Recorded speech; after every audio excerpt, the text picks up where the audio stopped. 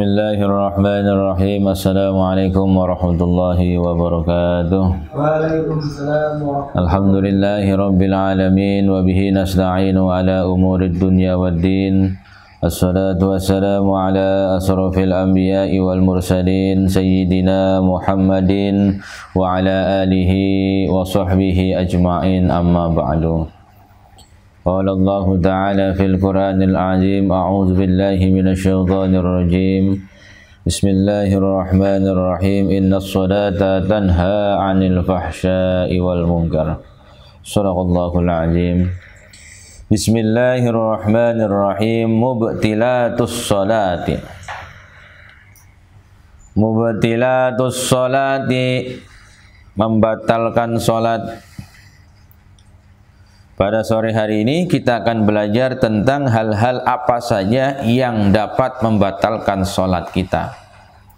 Baik sholatnya itu adalah sholat wajib ataupun sholatnya itu adalah sholat-sholat sunnah.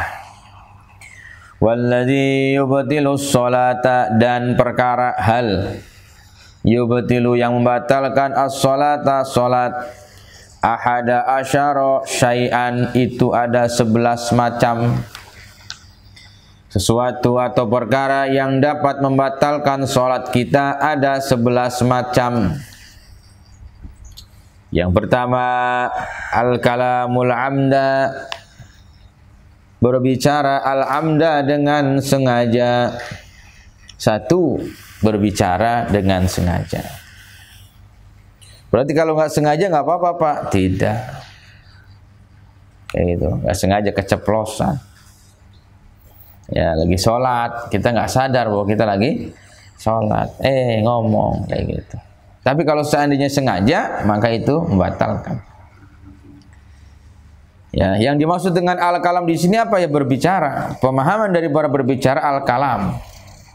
Ya, al-kalam itu maksudnya di dalam ilmu nahwu apa? Ayo, lafdzul mufidun. Ya, ini.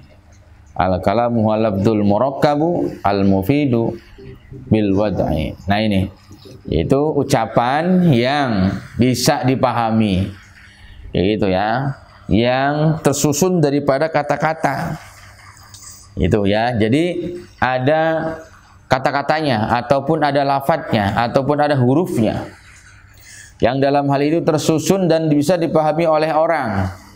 Nah, itu yang dimaksud dengan al-kalam. Ya itu, ya, dengan sengaja.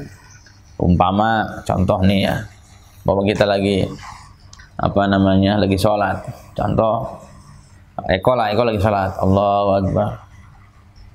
Begitu lagi sholat, temennya ada yang bilang, "Kok saya ambil gorengan dulu ya," kan gitu. Contoh, ya kan lagi sholat, ya. Bilangnya ya kayak gitu umpama. Ya, itu yang dimaksud dengan apa? Al-kalam. Sengaja. Tapi kalau seandainya ucapan Eko tadi nggak sengaja, saya kira lagi nggak sholat, Pak. Ya kan? Ya kayak gitu. Tapi saya nggak sengaja, betul. Nah, itu. Maka apa? Tidak batal. Tapi kalau seandainya sengaja, batal. Ya, apa saja, perkataan apa saja. Ya itu. Yang pertama. Yang kedua, al-amalul kasirul mutawali kasalasi khotowatin aw salasi dorbatin. Yang kedua, yang membatalkan sholat al-amalul kasir, melaksanakan atau melakukan sesuatu al-kasir, banyak. Al-mutawali, yang berturut-turut, kasalasi khotowatin, seperti melakukan gerakan 3 kali. Au salasi dorbatin, atau melakukan obah anggota tubuh kita 3 kali dengan berturut-turut. Nah ini, jadi yang kedua adalah al-amalul kasir. Amalul kasir di sini yang dimaksud dengan banyak itu 3 atau lebih. Maka bahasanya adalah namanya jamak. Ya, jadi yang dimaksud dengan al-amalul kasir itu adalah, yang dimaksud dengan kasir itu karena banyak. Banyak itu hitungannya berapa? 3 atau lebih. Itu yang dimaksud dengan kasir. Ya, melakukan gerakan tangannya umpama, ya, 1 garuk nih umpama gatel, 1 2, 3 kayak gitu. Lagi gatel enak kayak gini. Umpama lagi sholat, maka itu batal. Itu yang dimaksud dengan al-amalul katsir. Ya. Ataupun dalam kaitannya hal itu kaki, ya. Umpama saf depan tuh orangnya keluar, lagi jamaah nih, sedang berjamaah, orang yang di depan kita dia batal sholatnya sehingga keluar dari barisan. Nah kita yang di belakangnya maju. Nah majunya itu mutawaliyatin, berturut-turut melangkah kaki 3 kali. Nah itu yang dimaksud dengan batal. Ya melangkah kaki kucur kayak gitu pakainya, kaki gini. Nah itu umpama. Nah kan 3 kali lebih. Nah itu yang dimaksud dengan batal. Maka apa? Bagaimana caranya? Ya bagaimana biar nggak batal? Ya begitu kita maju nih, 1 diem dulu. Kan berarti kan nggak mutawaliyatin. 1 lagi maju, diem lagi kayak gitu. Terus yang ketiga baru kayak gitu. Jadi yang batal itu apabila berturut-turut, nggak ada jeda. Tapi kalau seandainya ada jeda, tidak. Itu ya, ini yang dimaksud dengan al-amalul katsir tadi. Ya, terus yang berikutnya al-hadatsul asghar wal akbar, yang ketiga yang membatalkan salat al-hadatsul asghar, hadas kecil. Apa itu hadas kecil? Yang menyebabkan wudu. Wal akbar, dan hadas besar yang menyebabkan mandi. Nah, ini batal salatnya. Jadi kalau seandainya kita akan sholat tapi kita tidak bersih daripada hadas kecil ataupun hadas besar, maka otomatis sholatnya batal. Kayak gitu ya. Ini seumpama belum sholat, kita punya hadas besar, paksain sholat, ya tetap batal. Kayak itu, batal daripada sholat kita. Apalagi kalau seandainya kita ketika kita sholat terus kita kena hadas kecil ataupun hadas besar, nah itu otomatis juga menjadi batal. Apa itu? Buang angin contohnya. Kayak gitu, keluarnya sesuatu daripada 2 lubang, lubang depan ataupun lubang belakang, bentuknya angin atau selain angin. Nah ini.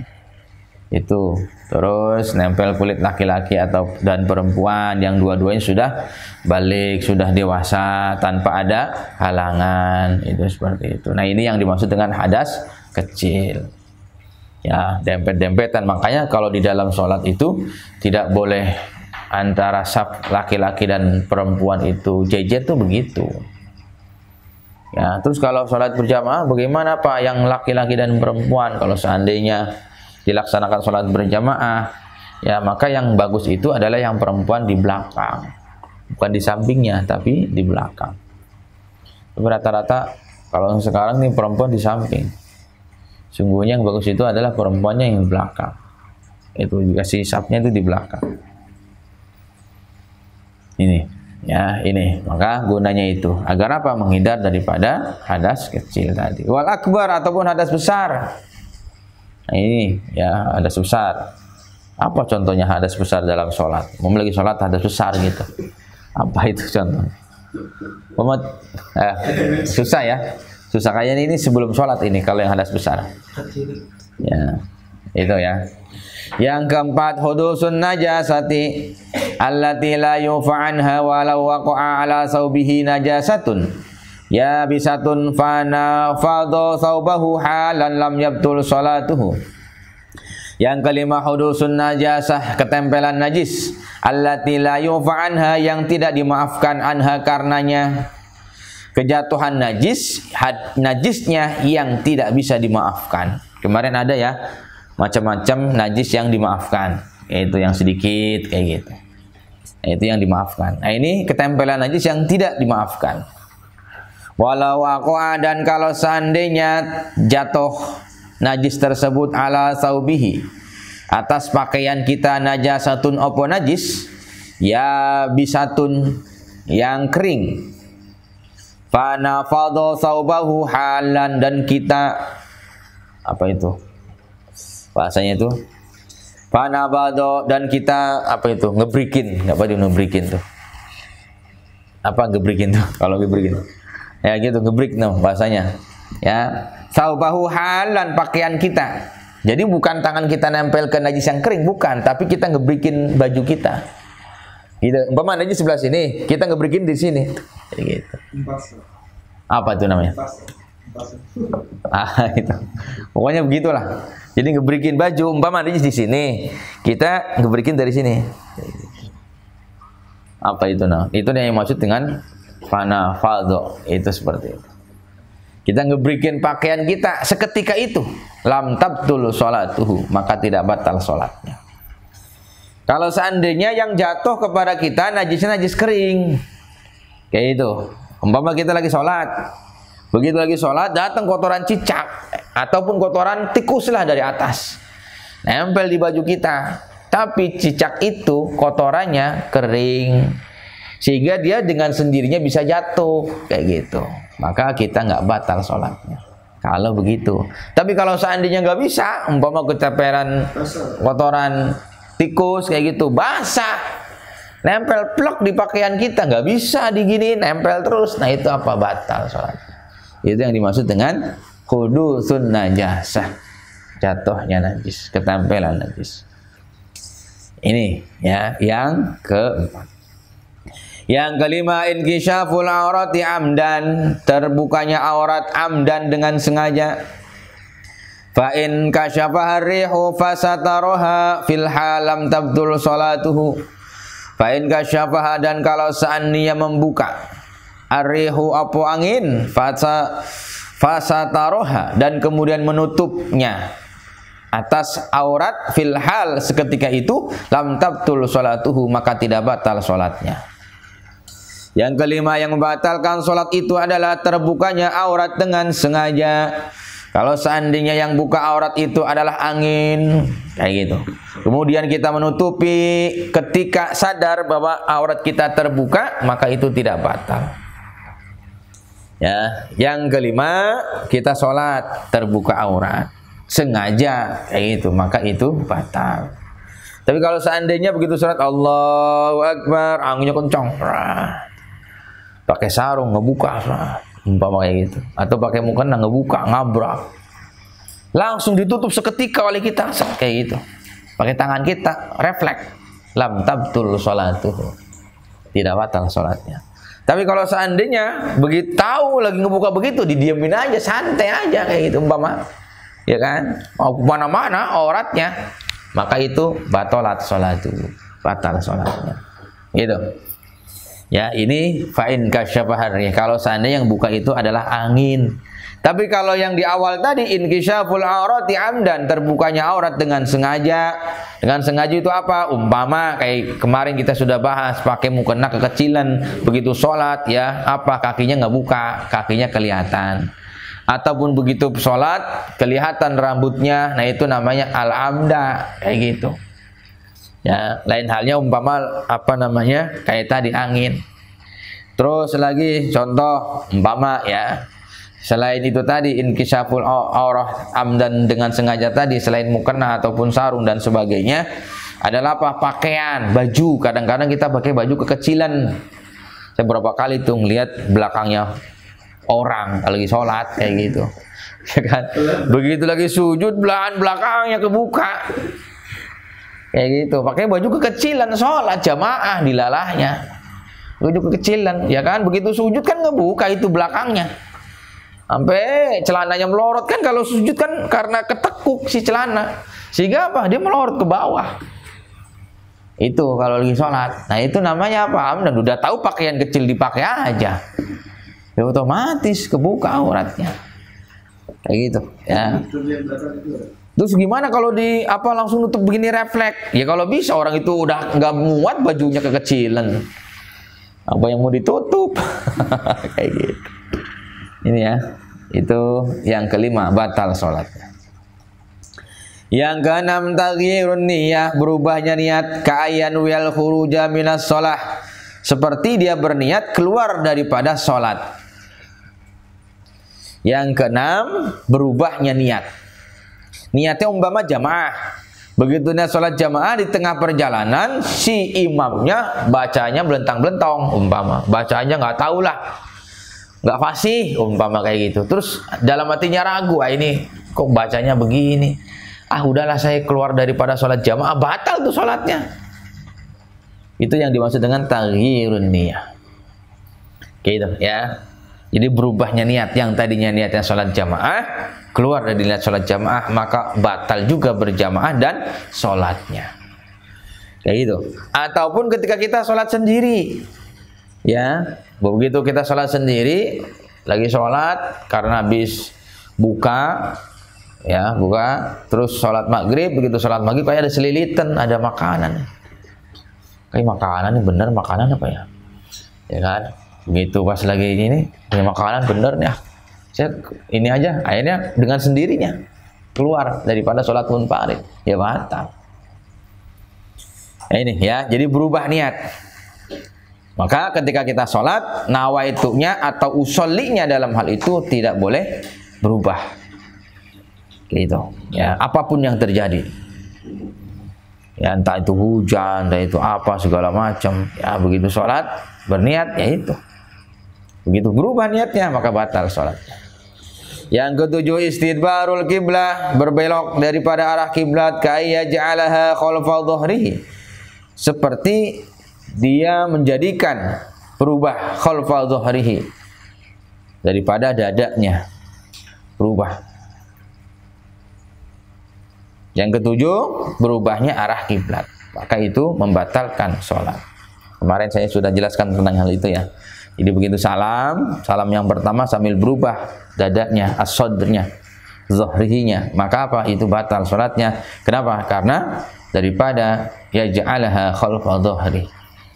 Kenapa? Karena di dalam sholat harus menghadap ke arah al-kiblah. Siapa? Al-dhahrinya, zahrinya atau dadanya. Yang kedelapan, al-aklu, makan, asyurbu, yang kesembilan, minum, makan dan minum. Yang kedelapan dan kesembilan adalah makan dan minum. Makan dan minum bukan berarti makan kayak kita makan buka, bukan. Ataupun minum ketika kita buka. Begitu minum buka kan pakai gelas. Begitu sholat minum kayak gini ya mustahil. Kayaknya jarang orang minum begitu sholat lagi minum begini, enggak. Tapi apa? Kadang-kadang air wudhu. Kayak gitu. Ya begitu wudhu kan masih berejes begini. Ya begitu sholat ini air jatuh ke, tidak masuk ke dalam mulut kita. Nah itu yang dimaksud dengan minum. Kayak gitu. Terus begitu kita makan di dalam sholat tadi, karena habis buka kita sholat, ya ada yang selilitan. Begitu selilitan kita makan. Towal, cuma seremeh doang, cuma satu biji nasi. Nah itu yang dimaksud dengan al-aklu. Makan dan minum di dalam sholat tuh seperti itu. Bukan makan dari minum sholat lagi sholat begini, enggak.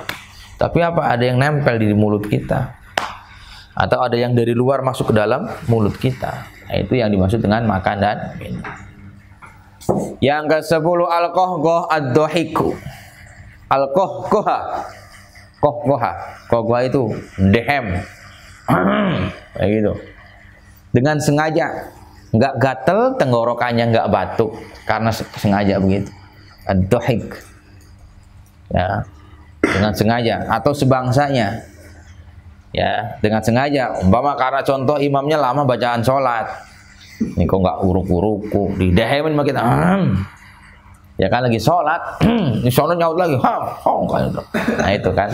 Ngomong begitu dengan sengaja, maka itu dapat membatalkan sholat.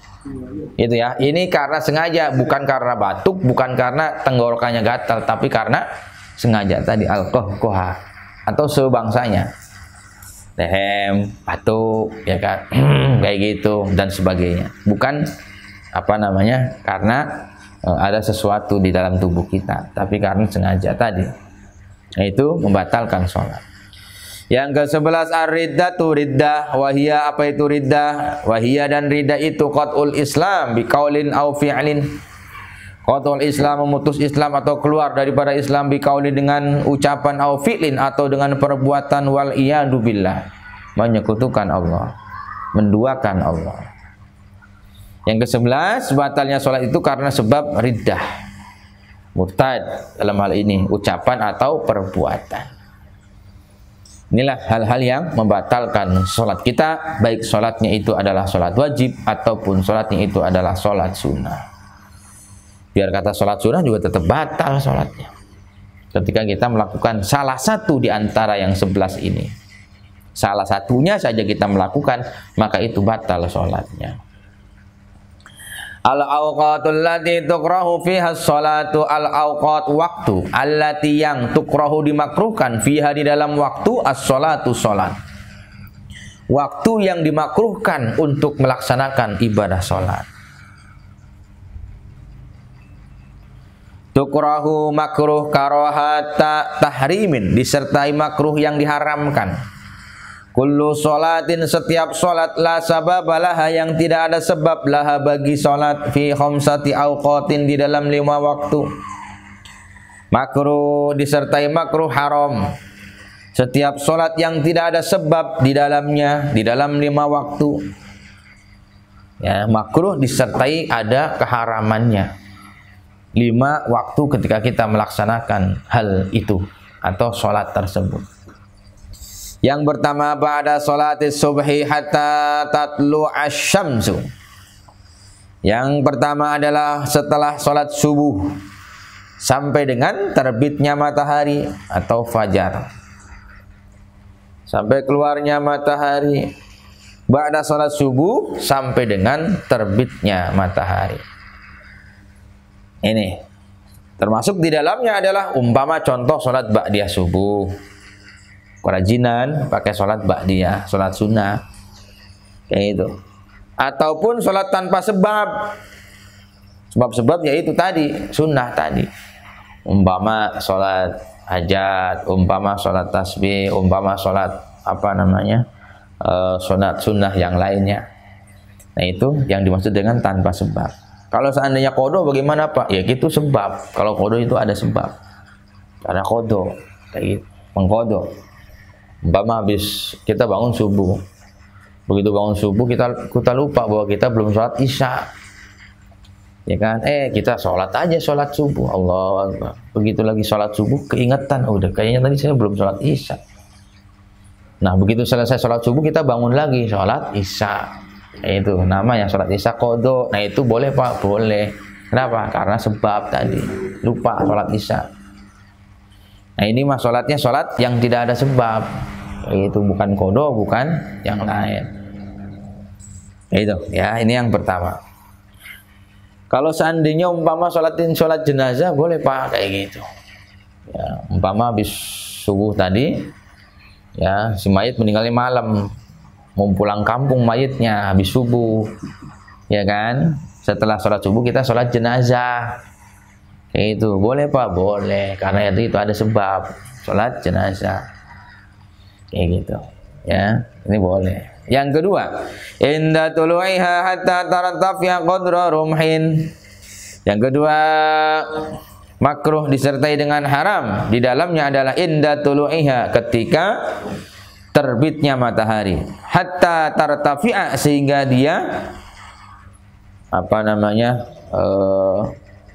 bangun ataupun sejajar daripada qadra rumhin, daripada kalangkang atau bayangan. Yang kedua, yang tidak boleh melaksanakan ibadah sholat itu ketika matahari terbit, baru terbit, matahari terbit. Ya, sampai dengan kapan? Sampai dengan mataharinya apa namanya, naik agak tinggi sekira-kira ukuran ketika kita berdiri ada bayangannya. Jadi kalau kita sudah berdiri ada bayangan di dalamnya, apa namanya, di dalam kita menghadap umpama kena sinar matahari di pagi hari ketika baru terbit, terus belum ada bayangan kita, itu belum. Ketika sudah ada muncul bayangan kita dari sebelah timur tadi sehingga kelihatan bayangannya di sebelah barat, maka itu sudah boleh melaksanakan sholat. Tapi kalau belum ada bayangannya maka belum. Ini ya, kayak apa namanya yang pernah ke Wonosobo, mana tuh, lihat sunset ya, matahari terbit, sunset ya, sunrise apa? Sunrise ya, ya, lihat matahari terbit umpama, ya kan matahari baru terbit, begitu baru terbit tuh belum ada kelihatan bayangan kita di barat tuh, belum, masih polos saja, masih samar-samar, belum berbentuk bayangan. Nah ketika sudah berbentuk bayangan, nah itu baru diperbolehkan untuk sholat. Tapi kalau belum bentuk berbayang tadi, sunrise tadi kita ngelihat sunrise-nya, maka apa? Itu belum boleh melaksanakan ibadah sholat. Yang ketiga, indastiwa isyamsi hatta tazula min kabidis samai.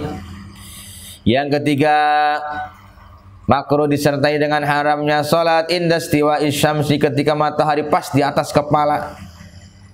Hatta tazula, sehingga lingsir min kabidis samai, bergeser daripada langit, mataharinya bergeser ke arah barat. Istiwa ketika matahari pas di atas kepala kita, nah itu makruh disertai dengan haram. Sampai kapan Pak? Hatta tazula min kabidis samai, sampai dengan bergeser daripada langit ataupun matahari yang bergeser.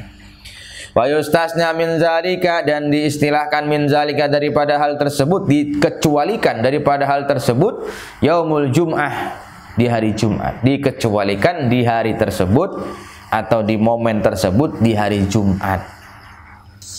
Gitu. Jadi pengecualiannya adalah ketika di hari Jumat. Kalau di hari Jumat itu tidak termasuk, kayak gitu maksudnya.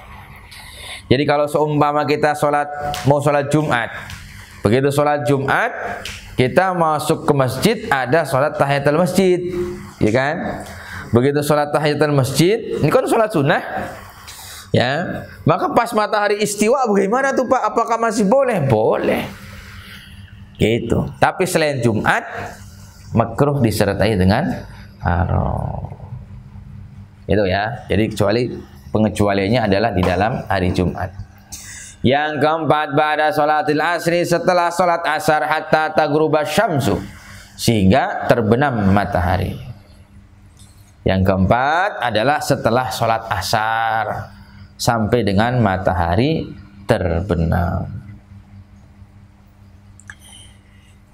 Habis kayak gini nih, habis sholat asar, selesai sholat asar, terus kita sholat lagi, kayak gitu. Ya, ini. Kalau seandainya sholatnya aja sebab, boleh Pak? Boleh. Itu tadi, sholat qada, sholat jenazah, sholat mayit, itu namanya sebab. Ya kan, qada tadi, ini termasuknya qada. Itu.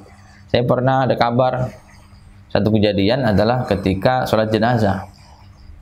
Dilalahnya itu jenazah datang ke masjid itu habis asar, ya kan? Begitu habis sholat asar nongol tuh keranda, nongol, bingung jamaah. Aduh, ini kan habis asar nih, ribut. Wah, ini nggak boleh disolatin habis asar. Wah, tangtung kayak gitu. Itu yang dimaksud apa? Sholatun lahu sababun, kalau itu. Itu ya, sholatun lahu sababun, sholat jenazah karena sebab tadi. Itu. Terus kalau umpama nggak disolatin, gimana itu jenazahnya? Dosa kita. Itu yang dimaksud itu tadi. Jadi kalau sholat jenazah boleh, habis asar pun boleh. Gitu. Tapi kalau seandainya kita bisa menggeser, jangan asar zuhur, kalau bisa geser zuhur, maka itu lebih bagus. Tapi kalau mepet nggak bisa Pak, kayaknya tetap bisa asar kita disolatin, nggak bisa, karena ngurusin mandiin dan sebagainya, ngurusinnya itu begitu selesai bisa asar. Nah, itu. Tapi kalau bisa digeserkan, maksudnya jangan ditunda-tunda, ya kan? Kalau jangan ditunda-tunda, begitu habis sholat zuhur bisa, maka itu lebih bagus. Gitu ya. Yang kelima, inda ghurubi syamsi hatta yatakamala ghurubaha. Yang kelima, inda ghurubi syamsi, ketika matahari terbenam, hatta yatakamala ghurubaha, sehingga sempurna terbenamnya matahari. Jadi kalau baru turun kayak itu matahari baru terbenam, nah itu masih waktu yang makruh dan diharamkan. Sampai sempurna dulu tenggelamnya sempurna, baru kita sholat. Gitu. Makanya coba dah dilihat di pesantren-pesantren dah, di pondok kayak gitu. Biasanya ketika sholat itu, waktu sholat enggak begitu langsung sholat, enggak. Dia ada jeda dulu, puji-pujian dulu, salawatan dulu, santrinya lama puji-pujiannya nungguin kiai, ya kan? Nungguin kiai setengah jam, kadang ada yang 1 jam nungguin kiai. Kayak itu. Maksudnya apa? Biar sempurna waktu sholatnya. Gitu maksudnya. Kayak waktu maghrib, ya kan, begitu ada maghrib, ya biar sempurna dulu matahari ini biar tenggelam. Ketika sudah sempurna tenggelam, baru kita sholat. Gitu. Jadi ketika masih ngatung, matahari belum tenggelam sempurna, itu masih makruh disertai dengan haram. Itu seperti itu. Malah saya punya pengalaman itu sholat maghrib itu pakai ngaji. Ya kan, begitu sudah kira-kira 10 menit, 15 menit mau habis sholat maghrib, baru sholat. Jadi waktu awal maghrib itu pakai ngaji, pakai ngaji. Kira-kira umpama isya jam 7 kurang seperempat atau jam 7 kurang 20 menit, baru selesai ngaji langsung sholat. Jadi dipakai begitu, dipakai ngaji, sholat waktu maghrib. Saya pernah pengalaman begitu. Pesantren itu begitu waktu maghrib dipakai ngaji. Tapi sebentar kayak gitu. Ya, jadi masih ada waktu sholat maghribnya. Nah, inilah perkara-perkara yang membatalkan di dalam sholat dan waktu-waktu yang diharamkan untuk kita melaksanakan ibadah sholat. Jadi kalau umpama kita sholat tahiyatul masjid selain hari Jumat, lihat-lihat waktu. Ya kan, umpama kita masuk ke masjid, lihat. Ya, waktunya apakah ada yang di dalam 5 ini kayak gitu. Jangan dibilang ntar apa artinya biar kelihatan kerajinan orang. Sholatnya mempong di masjid, nggak taunya apa tadi. Habis sholat subuh sholat lagi, kaget orang ntar. Tapi habis sholat asar dia sholat lagi. Ya, ini waktu-waktu yang diharamkan 5 tadi. Apa? Setelah sholat subuh sampai matahari terbit. Yang kedua, ketika matahari terbit, baru terbit sampai dengan ukuran bayangan sesuatu pada hal tersebut dengan jelas. Yang ketiga, waktu istiwa, ketika pas matahari di atas kepala sampai dengan matahari bergeser ke arah barat. Pengecualian hal itu di selain hari Jumat. Yang keempat, setelah sholat asar sampai dengan waktu matahari tenggelam. Yang kelima, ketika matahari tenggelam sampai dengan sempurna tenggelamnya. Ini waktu-waktu yang diharamkan untuk melaksanakan ibadah sholat. Ada yang tanya? Ya. Alasan kenapa ada waktu-waktu yang tidak diperbolehkan untuk sholat seperti yang sudah disebutkan tadi? Iya. Alasan kenapa waktu-waktu yang 5 ini tidak diperbolehkan untuk kita melaksanakan ibadah sholat. Contoh, ini analogi ya. Dalam hal itu, umpama begitu matahari terbit, ya kan? Jangan sampai seolah-olah kita menyembah daripada matahari. Oh, matahari terbit. Seperti apa orang Jepang menyembah matahari. Begitu matahari terbit kan dia memuja. Ataupun ketika matahari terbenam. Itu seperti itu. Nah, itu salah satu di antaranya. Kayak gitu. Biar kita daripada akan hal itu menyembah kepada Allah Subhanahu wa taala, mengesahkan Allah, jangan sampai kita bagi orang yang awam ketika matahari terbit atau ketika matahari tenggelam kita sholat, maka seolah-olah kita menghadap ke arah daripada matahari, memuja daripada matahari. Itu. Terus ketika istiwa matahari pas di atas kepala, itu ya. Pun demikian, sama halnya ketika matahari terbit dan ketika matahari tenggelam. Itu ya. Tapi kenapa waktu yang 5 ini tidak diperbolehkan untuk melaksanakan ibadah sholat apapun kayak gitu, kecuali karena sebab tadi qadha ataupun karena sholat jenazah. Ini ada lagi,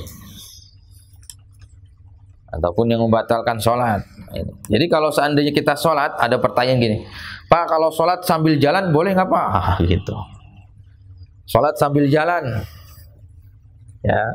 Sholat sambil jalan kalau tahu ilmunya nggak batal. Sholat sambil jalan, kayak gitu. Jalannya bagaimana dulu pertanyaannya nanti. Kalau jalannya tidak mutawaliyatin, salah mutawaliyatin, tidak 3 kali berturut-turut, maka itu boleh. Kayak tadi contohnya kita ngisi saf yang depan kita yang kosong. Itu begitu safnya di depan kosong, maka kita harus maju yang di belakangnya. Kalau sambil jalan, umpama tidak tidak mengetahui ilmunya, kita jalan aja 3 kali, 1, 2, gitu. Nah itu batal. Tapi kalau seandainya 1, berhenti dulu, langsung kaki kiri, jalan lagi, berhenti lagi, terus maju lagi kaki kanan, berhenti lagi. Nah itu tidak terhitung mutawaliyatin. Gitu. Jadi kalau jalannya begitu ya, dengan tidak mutawaliyatin maka tidak membatalkan. Ya harus dipahami dulu. Sholat sambil jalan boleh nggak Pak kayak gitu? Ada pertanyaan begitu. Ya kalau sholat sambil jalan-jalan ya nggak boleh. Kalau imamnya yang batal gimana Pak? Kalau imam yang batal bagaimana Pak? Maka makmum yang paling belakang imam yang maju. Itu. Terus bacaannya. Maka dalam hal itu diketahui orang yang belakang imam itu adalah imam badal yang suatu saat menggantikan imam kalau seandainya imamnya batal. Gitu, itu yang pas di belakangnya imam. Nah, terus bagaimana Pak bacaannya? Meneruskan daripada bacaan imam. Kalau dia sudah baca. Tapi kalau dia sendiri belum baca, dia ulang lagi. Tapi rokaatnya ngikut daripada imam yang terdahulu yang sebelum batal. Umpama imam batal yang pertama nih, imam aslinya nih batal begitu rokaat yang kedua. Ya kan? Begitu batal rokaat yang kedua, ya pas di dalam bacaan surat. Itu habis surat Fatihah, imamnya batal. Begitu pas lagi baca surat, dia batal. Maka yang di belakang maju. Nah, kayak gitu. Ya, begitu maju maka dia menggantikan. Kalau seandainya dia sudah baca surat Al-Fatihah, maka teruskan baca surat setelah Al-Fatihah. Tapi kalau dia belum baca Al-Fatihah, maka dia harus baca Al-Fatihah. Itu, ya kan? Makanya kan kalau kita kan begitu imam baca Fatihah kan kita diam mendengarkan bacaan imam. Ya kan? Begitu imam baca surat baru kita baca Al-Fatihah kalau makmum, ya kan begitu. Ya kan? Maka apa ya? Diulang lagi baca Al-Fatihahnya karena dia belum baca Al-Fatihah di rakaat yang kedua tadi. Tapi kalau dia sudah baca Al-Fatihah di rakaat kedua, sudah selesai, maka meneruskan bacaan imam. Kenapa? Kalau seandainya batalnya di ruku bagaimana Pak? Ya tinggal ngikutin, terusin rukunya. Kayak gitu. Nah, sekira-kira apa? Jadi sekira-kira makmum yang di belakang itu tadi, pas di belakang imam, itu sekira-kira dia ada perbedaan dengan makmum yang lain daripada apa? Barisannya. Bapak kakinya dulu satu maju depannya, kaki kanannya maju. Kayak gitu. Ruku, ikutin. Imam keluar tuh. Dia ruku. Gitu. Makmum yang lain ngikutin dia. Itu seperti itu. Terus begitu sudah maju sedikit, maju kaki kirinya, maju sedikit, kayak gitu. Ini, jadi kira-kira tidak bersama ataupun bersejajar dengan makmum yang lain. Itu seperti itu. Ini kalau seandainya imamnya batal. Jangan kayak cerita Sikabayan. Udah tahu ya cerita Sikabayan? Sikabayan berjamaah bertiga. Ya kan, begitu bertiga, Sikabayan sama Kang Ibing ceritanya. Gitu sholat, Allahu Akbar, Kabayan hitut, itu tuh kentut kayak gitu. Cek Kang Ibing, kata Kang Ibing, hei Kabayan, saya batal. Ya kan, kamu batal sholatnya. Kenapa saya batal sholatnya? Kentut kamu. Nah gitu. Si Kabayan jawab, kamu juga batal. Loh kenapa saya batal? Ngomong kamu kayak gitu. Jadi dua-duanya batal. Yaitu si imamnya nggak tahu, si makmumnya nggak tahu. Nah itu. Ya, yang satu karena buang angin, dijawab sama yang makmumnya batal sih ya, kan gitu kata orang Sundanya, ya kan? Kenapa? Kentut. Dijawab sama kapan? Kamu juga batal. Kenapa saya batal? Kamu ngomong lagi sholat.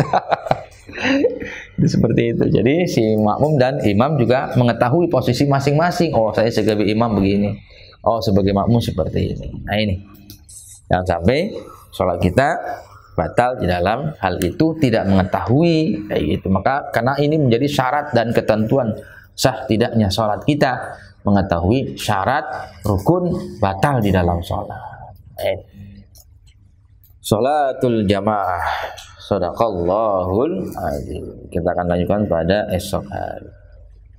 Bismillahirrahmanirrahim. Wal 'asri innal insana lafi khusrin illa alladziina amanu wa 'amilus shalihaati wa tawassaw bil haqqi wa tawassaw bis sabr. Wal 'asri innal insana lafi khusrin illa alladziina amanu wa 'amilus shalihaati wa tawassaw bil haqqi wa tawassaw bis sabr. Wal 'asri innal insana lafi khusrin illa alladziina amanu wa 'amilus shalihaati wa tawassaw bil haqqi wa tawassaw bis sabr. Shadaqallahul azim. Mudah-mudahan ibadah kita diterima oleh Allah Subhanahu wa taala, khusus puasa kita dan ibadah yang lainnya, mendapatkan pahala yang berlimpah dari Allah, dan kita disehatkan, dijauhkan daripada pandemi yang sekarang terjadi. Mudah-mudahan negara kita segera dibebaskan daripada pandemi tersebut. Amin amin ya rabbal alamin. Demikian, Allahul muwaffiq ila aqwamit thoriq. Assalamualaikum warahmatullahi wabarakatuh.